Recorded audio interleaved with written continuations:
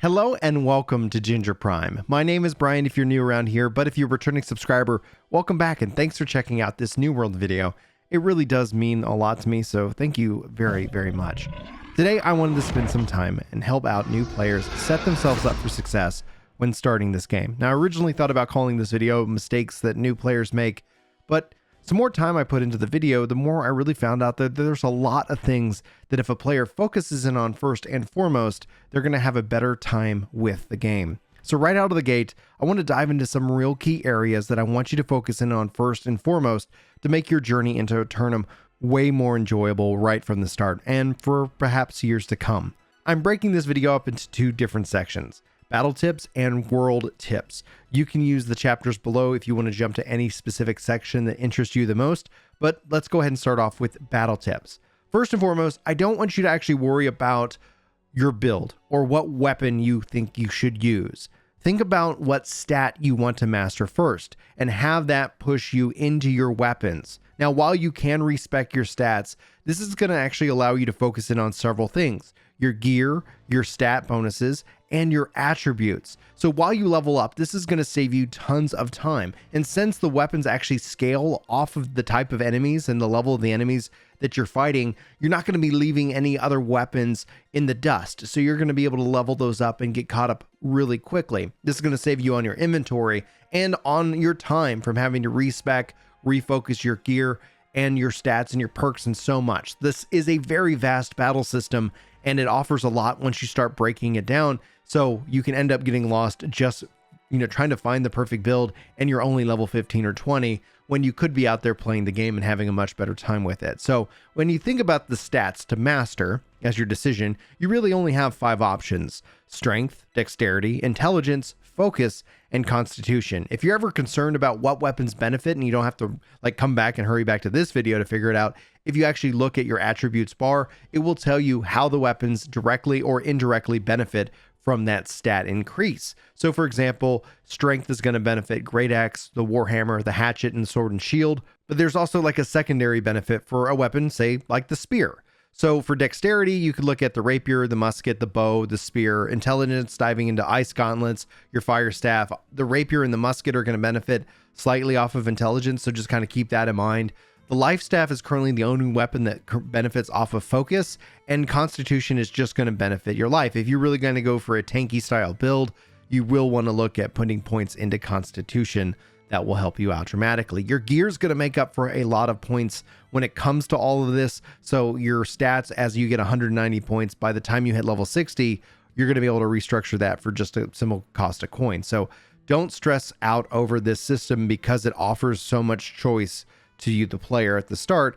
And this hopefully will help you structure down what choices you need to make. You don't need to worry about mastering every weapon at the start of the game. You can actually just focus in on mastering one of 4 or kind of a category of weapon that's going to give you the most flexibility. You're going to be able to equip 2 weapons at any time, so you can kind of mix and match and kind of play and have hopefully a playful build that you enjoy while leveling up through New World. It is important to note, if you do decide to go dexterity with a musket or a bow, those do require ammunition in New World.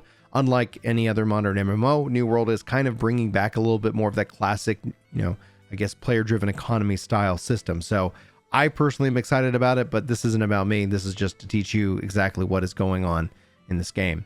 Now, outside of your stat and what you decide to focus in on build-wise, I want you to understand damage and how it's displayed to you in the game. You want to really kind of learn what enemies are weak to what types of damage, so that way you can have the best and most versatile build possible. So when you first hit the enemy, it's going to tell you a couple things about it. It's going to tell you actually what kind of damage you're doing: slashing, piercing, blunt, nature, fire, etc. So pay attention to the symbols that are coming up from enemies, and it's going to communicate what type of damage you're doing. Now there's going to be a color aspect. Blue with arrow downs means that the enemy is actually strong to that kind of attack. So if you hit them and you're hitting them and they're showing blue numbers, note that you are at a disadvantage with that type of damage. You're still doing damage, but they are strong against it. You're weak to that enemy in terms of your damage. White means it's neutral. There's no positive or negative benefit. If it's yellow, that's going to mean that you're hitting them with something they're weak to. So you're strong with that. So if you take skeletons, for example, hitting them with blunt damage is going to put out more damage on the skeleton because skeletons are weak to blunt damage. Hopefully that makes a little bit of sense. You can always let me know if you need more clarification in the comments of this video. But the other color is going to be orange. This represents a critical hit. And if you attack them from behind, you're always going to hit them with a critical hit. So now that you understand how the colors work, how the damage works, and it's calculated, hopefully that gives you some, I guess, flexibility in terms of what you're going for and how the game communicates what it's trying to teach you while playing. All right, so now we come to Chapter 2, World Tips. New World is incredibly vast, and you could actually end up spending a lot of time running from place to place if you're not careful. So at this time in the start of the game, I really think you should focus in on leveling up your zone reputation and your character to level 15 in your starting zone. Now, let's say you want to play with friends. Note that it's going to randomly put you into 1 of 4 starting areas. You want to go and play with your friends. You can either try to re-roll, or once you finish kind of the starting quest and before it takes you to your city, you can go run to your friend and pick up the quest from there.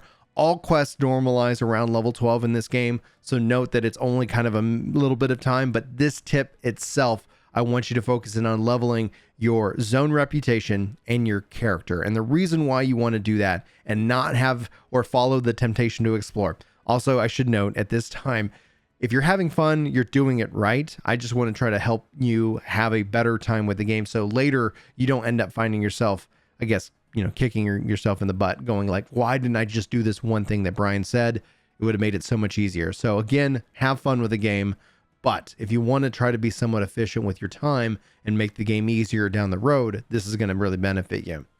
Once you're at rank 15, you can start to have the ability to purchase a house. A house in the starting zone is going to run you around 5,000 coin. The reason why you want to buy a house is because it opens up a lot of perks, meaning you can start to teleport to your house, depending on the size of your house. And you're not going to be able to get the biggest house right at the start, but you're going to be able to teleport to your house once every 3 hours. You also will notice, as a part of this, the quest line starting you into the game, is that you'll actually be able to teleport to your inn once an hour.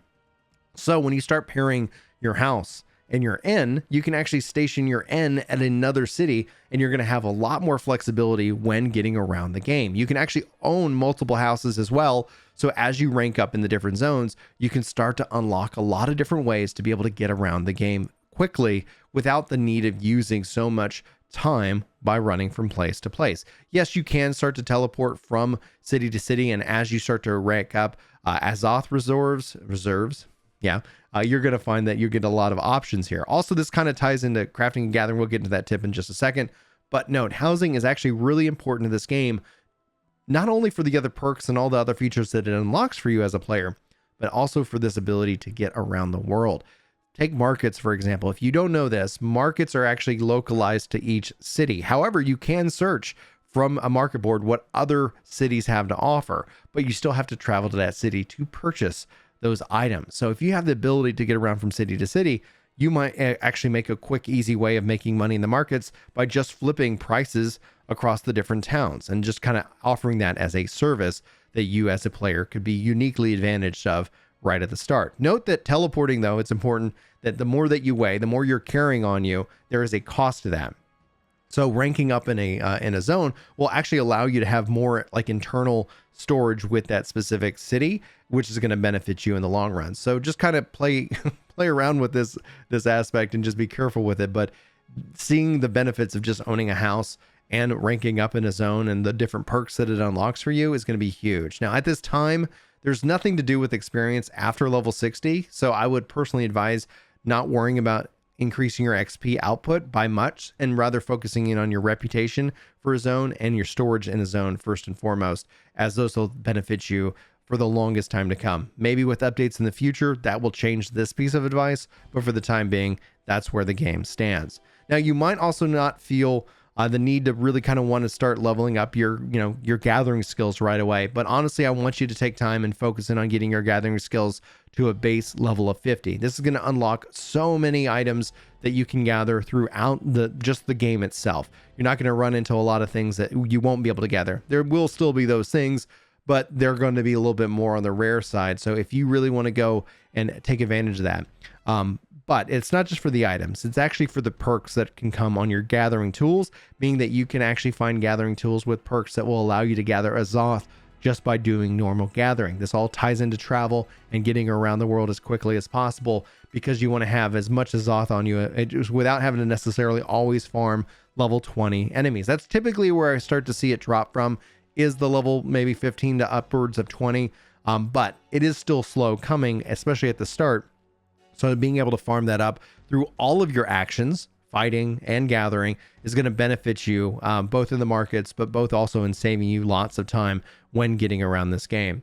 Also, on that same note, if you guys haven't seen, fast travel locations or spirit shrines across the world, this is going to help you save lots of time, obviously getting around, but you might not know where they are. And so there's two ways that you can kind of find them. First and foremost, as you're running around the world, look for blue pillars bursting out into the sky. That's going to tell you that there is a spirit shrine near you. But otherwise, you can always go to newworldmap.com.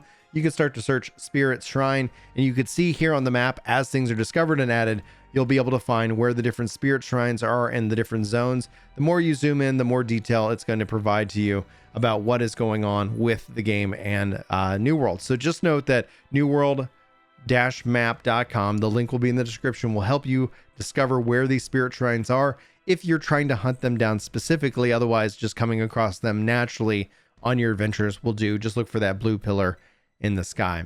When gathering, you want to focus in on harvesting the largest node first. This is going to get you more materials, experience, and all that, but it's going to actually prevent somebody else from coming up and stealing your harvest. All nodes in the game are publicly harvestable, so anybody who starts harvesting it first gets the claim on it. So if you run up to a big patch of hemp and you're like, yes, I've been needing fibers, well, focus in on the big ones so that way you get more of that. But if somebody else kind of follows it up, they're going to be able to kind of start harvesting as well. And most likely they're going to focus in on the big one first. So if you start harvesting all the small ones, you might be out of luck and having to keep going and continuing to run. If you're looking for more information about like gathering and crafting and things like that, I do a lot of those kind of guides here on the channel. So be sure to keep it locked here and hopefully you find some value in that. All right. We talked about your upgrading of your storage and your fast travel cost of Azoth. So that should essentially be my tips for this game, especially for your starting out experience. Hopefully you are having a good time. If you guys have any tips or questions, that's why I'm here. Let me know in the comments below, and I hope that you enjoyed today's video. Guys, keep it locked here for more New World, Final Fantasy, Destiny, who knows what else I'm going to be talking about. I love our mmorpgs and the like, so it's a good old fun time. Thanks for checking out this video. Hopefully you enjoyed. If you did, leave it a like. Let me know in the comments as well, and I will see you in my next video. But until then, take care. Yes, Brian, teach me how to heal on a controller. Taking time to learn, it feels awkward. I'm using your layout for buttons, so I'm looking forward to that video. Hey, he's back. Glad you're feeling better. Can't wait for your Sage controller guide in the future. That's right, baby.